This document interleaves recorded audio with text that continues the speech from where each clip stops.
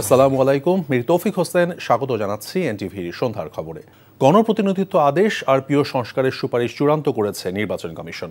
এতে না ভোটের বিধান ফিরিয়ে আনা হয়েছে, একই সাথে বিলুপ্ত করা হয়েছে ইভিএম পদ্ধতিও।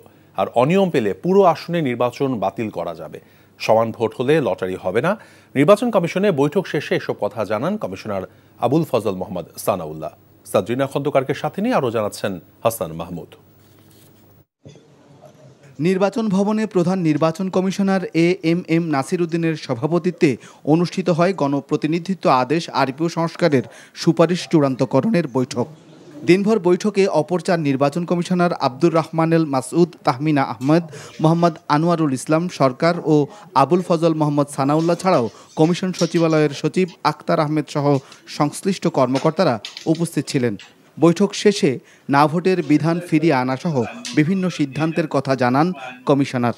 না ভোটের ব্যাপারটা দাঁড়াবে যদি কোনো কনস্টিটিউয়েন্সিতে মাত্র একজন প্রার্থী হয়, এবং আগে যেটা হতো কোনো কন্টেন্ডার না থাকলেও তাকে বিজয়ী ঘোষণা করা হতো, এখন তাকে বিজয়ী ঘোষণা করা হবে না।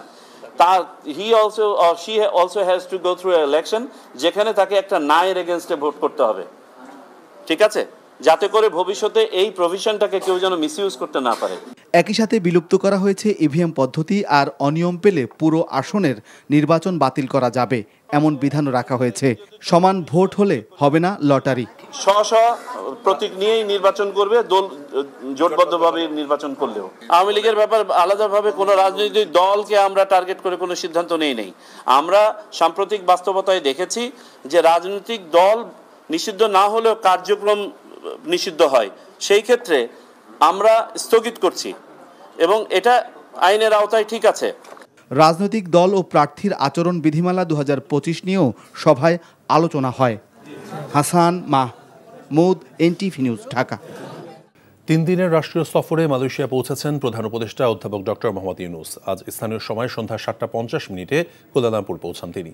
মঙ্গলবার দেশটির পুত্রজায়া মালয়েশিয়ার প্রধানমন্ত্রী আনোয়ার ইব্রাহিমের সঙ্গে দ্বিপাক্ষিক বৈঠক করবেন ডক্টর ইউনূস। মালয়েশিয়ার প্রধানমন্ত্রীর আমন্ত্রণে সফরে গেছেন প্রধান উপদেষ্টা।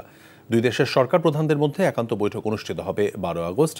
প্রতিরক্ষা, জ্বালানি সহযোগিতা ছাড়াও সেদেশে বাংলাদেশি কর্মী নিয়োগের বিষয়টি গুরুত্ব পাবে। সফরে 5টি সমঝোতা স্মারক স্বাক্ষরের সম্ভাবনা রয়েছে।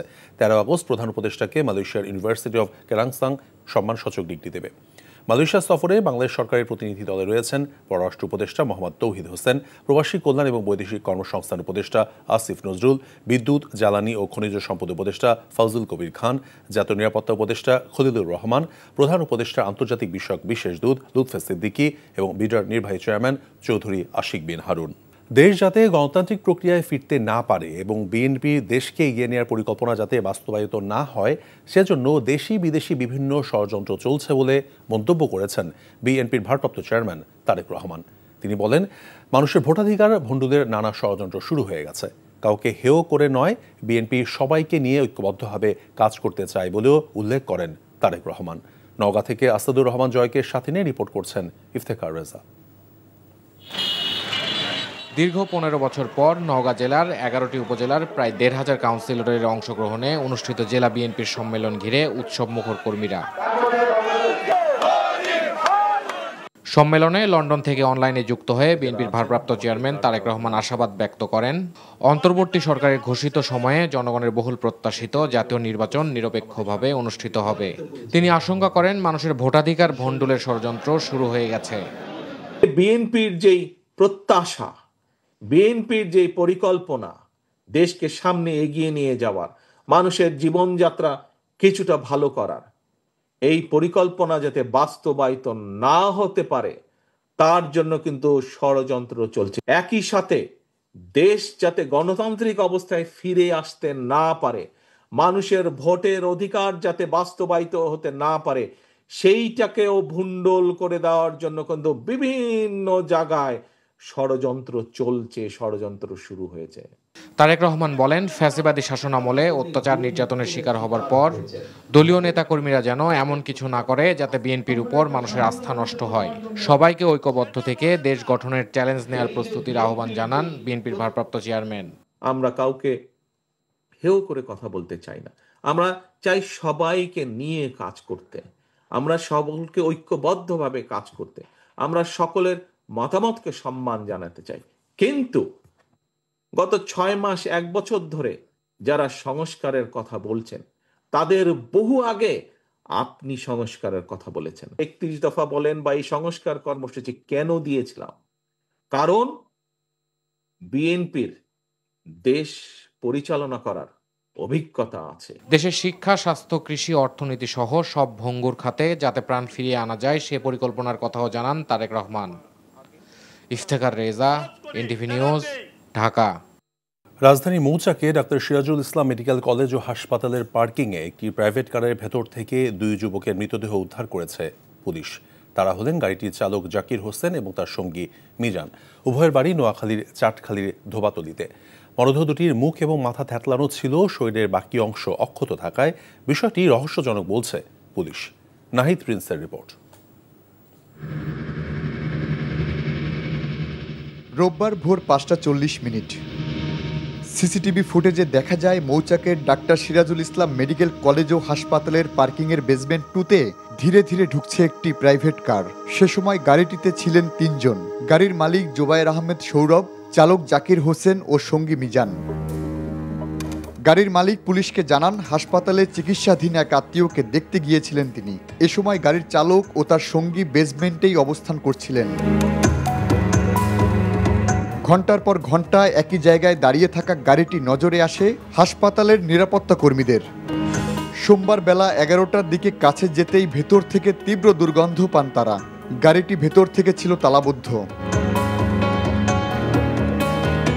আমি তাদেরকে ডাকার চেষ্টা করি, দেখি তারা কোনো রকমের কথা বলতেছে না। এক পর্যায়ে আমি তাদের ওই যে পিছনে যে শোয়া অবস্থায় আছে তার মুখে দেখি ফোসকা পড়ার মতো এবং তার হাতে ফোসকা পড়া। তখন আমি সাথে সাথে আমার কর্তৃপক্ষকে বিষয়টি জানাই। খবর পেয়ে ঘটনাস্থলে যান র্যাব, পুলিশ ও সিআইডির সদস্যরা। লক ভেঙে গাড়ির ভিতর থেকে উদ্ধার করা হয় 2 জনের মরদেহ। উভয় লাশের মুখ ও মাথা ছিল থেতলানো। পুলিশ জানায় প্রচণ্ড গরমে মরদেহ দ্রুত পচে গেছে। এটি পরিকল্পিত হত্যাকাণ্ড নাকি অন্য কোনো রহস্য আছে তা জানাবে তদন্ত। এই গরম হওয়ার কারণে এই লাশগুলোর একটু ডিকম্পোস্ট হয়ে গেছে বেশি। তো এইটা আসলে আমরা একটু বিস্তারিত ওই যে আমাদের সিআইডি আসছে বা অন্যান্য এক্সপার্ট যারা আছে তাদেরকে দিয়ে আমাদের দেখাইতে হবে এবং কোন পজিশনে কিছু আমাদের ছবি তোলা আছে, দেখাও হয়েছে। এখন এটা আমরা একটু অ্যানালাইসিস করব, তারপরে হয়তো বলতে পারবো। ময়নাতদন্তের জন্য লাশ দুটি ঢাকা মেডিকেল কলেজ হাসপাতাল মর্গে পাঠানো হয়েছে। Nahid Prince, NTV news, Dhaka. রাজধানী মোহাম্মদপুরের জেরেভা ক্যাম্পে আধিপত্য বিস্তারকে কেন্দ্র করে এক যুবককে গলা কেটে হত্যা করেছে দুর্বৃত্তরা। সকাল থেকেই সেখানে দুপক্ষের মধ্যে দেশীয় অস্ত্র নিয়ে থেমে থেমে ধাওয়া পাল্টা ধাওয়ার ঘটনা ঘটে। এক পর্যায়ে শাহ আলম নামে একজন যুবককে কয়েকজন ধারালো অস্ত্র দিয়ে আঘাত করে। গুরুতর আহত অবস্থায় হাসপাতালে নিয়ে গেলে ডাক্তার তাকে মৃত ঘোষণা করেন। পরিস্থিতি নিয়ন্ত্রণে আনতে ক্যাম্পে সাঁড়াশি অভিযান চালায় পুলিশ। এ ঘটনায় 2 জনকে গ্রেফতার করা হয়। পুলিশ জানিয়েছে অপরাধী ধরতে নিয়মিত অভিযান পরিচালনা করলেও গ্রেফতারের পর জামিনে বেরিয়ে আবারও অপরাধমূলক কর্মকাণ্ডে জড়িয়ে পড়ছে তারা। ক্যাম্প কেন্দ্রিক মাদক ব্যবসা নিয়ন্ত্রণের জন্য কয়েকটি গ্রুপ সংঘর্ষে জড়াচ্ছে বলে জানায় আইনশৃঙ্খলা বাহিনী।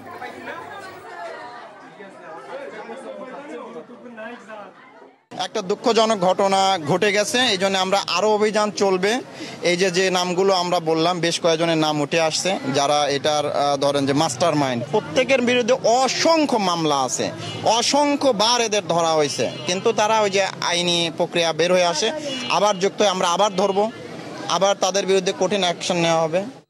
ঢাকায় বাড়ি থাকা সত্ত্বেও তা হলফনামায় গোপন করে ক্ষমতার অপব্যবহারের মাধ্যমে রাজুকের পূর্বাঞ্চলে 30 কাঠা প্লট বরাদ্দ নেন সাবেক প্রধানমন্ত্রী শেখ হাসিনা।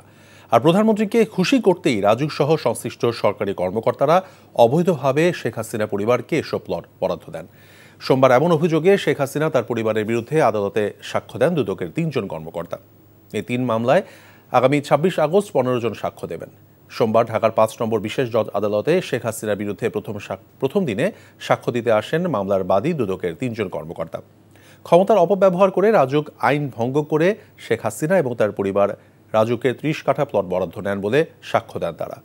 এদিন দুর্নীতির 3 মামলায় শেখ হাসিনা, ছেলে সজীব ওয়াজেদ জয় এবং মেয়ে সাইমা ওয়াজেদ পুতুল সহ 47 জনকে অভিযুক্ত করে সাক্ষ্য দেন মামলার বাদীরা। চূড়ান্ত ভোটার তালিকা প্রকাশের মধ্য দিয়ে পুরোদমে যাত্রা শুরু করল ডাকসুর নির্বাচনী ট্রেন। কাল থেকে হল এবং কেন্দ্রীয় সংসদের মনোনয়নপত্র বিক্রি শুরু হচ্ছে। এদিকে ছাত্র সংগঠনগুলোর পাশাপাশি নির্বাচনে প্রার্থী এবং প্যানেল দেওয়ার প্রস্তুতি নিচ্ছে অরাজনৈতিক শিক্ষার্থীরাও। আর চাপমুক্ত পরিবেশে উৎসবমুখর ডাকসু আয়োজনের প্রস্তুত প্রশাসন। নূর হোসেনের রিপোর্ট। বিশ্ববিদ্যালয়ের আবাসিক হলে ছাত্র রাজনীতি নিষিদ্ধের আলোচনার মধ্যেই এবার চূড়ান্ত ভোটার তালিকা প্রকাশ করেছে ঢাকা বিশ্ববিদ্যালয় কেন্দ্রীয় ছাত্র সংসদ ডাকসুর নির্বাচন কমিশন। মঙ্গলবার থেকে 18 আগস্ট পর্যন্ত মনোনয়ন ফর্ম বিতরণ চলবে বলে জানিয়েছে নির্বাচন কমিশন। আশার ইস্যু হচ্ছে ছাত্ররা এখনো ডাকসু বাতিল করো, ডাকসু হবে না, এই বিষয়ে কোনো ধরনের বক্তব্য আমরা কোনো ছাত্র সংগঠনের কাছ থেকে আমরা পাই নাই। এতে আমরা আশাবাদী। আবাসিক হলে রাজনীতি নিয়ে সৃষ্ট সংকটের সুষ্ঠু সমাধান করে উৎসবমুখর পরিবেশে ডাকসু নির্বাচন আয়োজনে বদ্ধপরিকর নির্বাচন কমিশন। এদিকে এরই মধ্যে সামাজিক যোগাযোগ মাধ্যম ও বিশ্ববিদ্যালয়ের বিভিন্ন গ্রুপে প্রার্থী হওয়ার ঘোষণা দিচ্ছেন শিক্ষার্থীরা। চলছে প্যানেল ও জোট গঠনের আলোচনা। আমরা অলরেডি বিভিন্ন পক্ষের সাথে কথা বলছি। এখন প্যানেল তো মনোনয়নপত্র কালকে 12 তারিখ থেকে আসলে 18 তারিখ পর্যন্ত প্রোভাইড করা হবে। এর মধ্যেই আসলে আমরা আমাদের প্যানেল ফাইনাল করে ঘোষণা করে দিব। আপনারা টিএসসি গেলে, হলগুলি গেলে, ইভেন এই যে ক্লাসের শেষে এইরকম প্রাঙ্গণে ডাকসুর সামনে, মধুর সামনে গেলে দেখবেন একটা আমেজ মুখর পরিবেশ। ডাকসু নির্বাচনে অংশ নিতে প্রস্তুতি নিচ্ছে ছাত্র সংগঠনগুলো। শিক্ষার্থীদের মধ্যে জনপ্রিয়তার আলোকে প্রার্থী বাছাই করছে সংগঠনগুলো। আমাদের মূল ফোকাস থাকবে হচ্ছে ব্যক্তিকেন্দ্রিক যে ফেজগুলো আছে, স্বতন্ত্র ফেজ, ওই স্বতন্ত্র ফেজদেরকে নিয়ে স্পেশালাইজ যারা আছে তাদেরকে নিয়ে হচ্ছে একটা ইনক্লুসিভ প্যানেল দেওয়ার চিন্তাভাবনা আমাদের আছে। এই ক্যাম্পাসের গণতান্ত্রিক পরিবেশ নিশ্চিত হবে এবং যারাই নির্বাচিত হবে আমরা সবাইকে আমরা সাধুবাদ জানানোর জন্য প্রস্তুত আছি এবং আমরা আশা করছি এই নির্বাচিত প্রতিনিধিরাই আগামীর বাংলাদেশে তারা নেতৃত্ব দেবে। শিক্ষার্থীদের যে অধিকার ফিরিয়ে নেওয়ার জন্য যে বিষয় থাকে, ক্যাম্পাসগুলোতে ছাত্র সংসদ চালু থাকলে সেটা সুন্দরভাবে সম্পন্ন হয়। ছাত্রদল সবসময় ডাকসুকে এবং ছাত্র সংসদ নির্বাচনকে স্বাগত জানিয়েছে। আর সুষ্ঠু ও নিরপেক্ষ ভোটে প্রতিনিধি নির্বাচনের প্রত্যাশা শিক্ষার্থীদের। নূর হোসেন, এনটিভি নিউজ, ঢাকা। 6 মাসের মধ্যে 9 লাখ বেকার যুবককে বিশেষ প্রকল্পের মাধ্যমে কর্মসংস্থানের ব্যবস্থা করা হবে বলে জানানো হয়েছে যুব ও ক্রীড়া মন্ত্রণালয়ের পক্ষ থেকে। দুপুরে সচিবালয়ে 12 আগস্ট আন্তর্জাতিক যুব দিবস উদযাপন উপলক্ষে আয়োজিত সংবাদ সম্মেলনে এই তথ্য জানানো হয়। বিগত 1 বছরে 2,71,719 জনকে প্রশিক্ষণ দেওয়া হয়েছে জানিয়ে যুব উন্নয়ন অধিদপ্তর বলছে, জাতীয় এবং আন্তর্জাতিক যুব দিবস উপলক্ষে 2,534 জন যুবক এবং 2,451 জন নারীকে 47,26,14,000 টাকা ঋণ প্রদান করা হবে। এছাড়া এখন পর্যন্ত 1,076 জন তরুণকে ট্রাফিক পুলিশের সহযোগী হিসেবে কাজ করার জন্য প্রশিক্ষণ দেওয়া হয়েছে। যুব দিবসে যুব উন্নয়নে অসামান্য অবদান রাখায় 20 জন যুবককে জাতীয় পর্যায়ে যুব পুরস্কার প্রদান করা হবে বলে জানানো হয় সংবাদ সম্মেলনে। গণমাধ্যমে পাওনা সংক্রান্ত একের পর এক প্রতিবেদন প্রকাশের পর অনেকটা বাধ্য হয়েই আজ নিজেদের অবস্থান পরিষ্কার করার চেষ্টা করেছে বিপিএল এর দল চিটাগং কিংস। দলটির কর্ণধার সামির কাদের চৌধুরীর দাবি, তার কাছে বিসিবির চেয়ে পাঠানো 46 কোটি টাকার হিসেব ঠিক নয়। এছাড়া গত বিপিএলে 3.5 কোটি টাকা দিয়ে মধ্যস্থতা করে দল নিলেও সে টাকা পরিশোধ না করার কারণ হিসেবে বোর্ডের গাফিলতিকেই দেখছেন সামির। নিলয় মজুমদারের রিপোর্ট। সেই শুরু থেকে এখন পর্যন্ত বিপিএলে চিটাগং কিংস এক বিতর্কের নাম। প্রথম 2 মৌসুমে তাদের কাছ থেকে বিপিএল প্রায় $10,21,000 পেলেও তা পরিশোধ করে নাই ফ্র্যাঞ্চাইজিটি। পাওনা টাকা আদায়ে আইনি পথে হাঁটে বিসিবি। চিটাগং কিংসকে 46 কোটি টাকা চেয়ে আইনি বিজ্ঞপ্তিও পাঠানো হয়। 3 মাস ধরে আমি চেষ্টা করেই যাচ্ছি এটা সমাধান করার বোর্ডের সাথে। তো এটা এখন উইথ অল ডিউ রেসপেক্ট, এটা এখন এই মুহূর্তে যেই পর্যায়ে আছে, আমার সাথে আজকে কথা হয়েছে কিছু বোর্ড ডিরেক্টরসদের সাথে। ওনারা আমাকে ইনশিওর করেছে যে এটা নিয়ে আমার সাথে খুব শিগগিরই বসে সমাধান করবে। গত মৌসুমে সাবেক বিসিবি সভাপতি ফারুক আহমেদের বদান্যতায় বিশেষ ছাড়ে দল গঠনের সুযোগও পায় কিংস, কিন্তু এবারও মকুফ পাওয়া অঙ্কটাই পরিশোধ করেনি ফ্র্যাঞ্চাইজিটি। কর্ণধার এবারও দায় চাপিয়েছেন বিপিএল কর্তৃপক্ষের উপরে। আমার পক্ষ থেকে এটা আমি সই করেছি, এই ডকুমেন্টগুলো আমার থেকে বোর্ডে যখন নিয়ে যাওয়া হয় সই করে আমাকে ফেরত দেওয়ার জন্য, এই ডকুমেন্টটা আমি আজ পর্যন্ত পাইনি। আমার আর ক্রিকেট বোর্ডের মাধ্যমে যেটা সমাধান হয়েছে, দ্যাট ইজ দ্য এভিডেন্স যে আমার সাথে বাংলাদেশ ক্রিকেট বোর্ডের সমস্যার সমাধান হয়েছে। আমি এটা জমা দিলাম, এই কেসটা টোটালি ডিসমিস হলো। বাট ওই এগ্রিমেন্টটা আনফর্চুনেটলি আমি আজ পর্যন্ত হাতে এখনও পাইনি। শনটেইটের বেতন ও 2 জায়গার হোটেল বিল মিলিয়ে ফ্র্যাঞ্চাইজিটির কাছে গত বিপিএল থেকে এখনও 77 লাখ টাকা পাওনা আছে বোর্ডের। দ্রুত সময়ের মধ্যে তা পরিশোধ করার কথা জানিয়েছেন সামির। যদিও তার অতীত বলে বিসিবির সঙ্গে তার এক যুগ পুরনো পাওনা শোধে কোনো উদ্যোগই নেয়নি ফ্র্যাঞ্চাইজিটি। Nilam Majumdar, NTV news, Dhaka. নারী ফুটবল জাতীয় দলের পর অনূর্ধ্ব 20 দল এশিয়ান কাপের মূল পর্বে জায়গা করে নেয়াই প্রমাণ করে নারী ফুটবলে বাংলাদেশের পাইপলাইন কতটা শক্তিশালী। তবে এশিয়ান কাপে ভালো করতে সুযোগ সুবিধা বাড়াতে সরকারি সহযোগিতার প্রয়োজন বলে দাবি করেছেন বাফুফের নারী উইংয়ের চেয়ারম্যান। আমাদের সীমাবদ্ধতা আছে, আমরা অনেক কিছু প্ল্যান করি কিন্তু সেটা আমরা এক্সিকিউট করতে পারি না ডিউ টু ফাইন্যান্সিয়াল স্ট্রেংথ আমাদের ওই লেভেল থেকে নাই। তো আপনাদের মাধ্যমে আবারও আমি কর্পোরেট হাউসগুলোকে ইনভাইট করব যে আপনারা প্লিজ আপনারা আসুন এবং আমাদেরকে সাপোর্ট করুন, যেহেতু আমাদের দুইটা টিম কোয়ালিফাই করেছে এশিয়া কাপে। তো সেই লেভেলে আমাদেরকে যেতে হলে, ফাইট করতে হলে, ওই লেভেল থেকে খেলতে হলে আমাদের অনেক বেশি প্র্যাকটিস ম্যাচ খেলতে হবে, ওই লেভেল থেকে ট্রেনিং করতে হবে, সেটার জন্য আমাদের অনেক বেশি ফাইন্যান্সিয়াল সাপোর্ট দরকার। এই ছিল সন্ধ্যার খবরে। এই খবরের ভিডিও সহ আপডেট জানতে ভিজিট করুন এনটিভি অনলাইন www.ntvbd.com। এছাড়াও এনটিভির জনপ্রিয় সব অনুষ্ঠান এবং খবরের আপডেট জানতে ভিজিট করুন আমাদের ইউটিউব এবং ভেরিফাইড ফেসবুক পেজ। রাত 10:30 রাতের খবর দেখার আমন্ত্রণ রইল। ধন্যবাদ সবাইকে।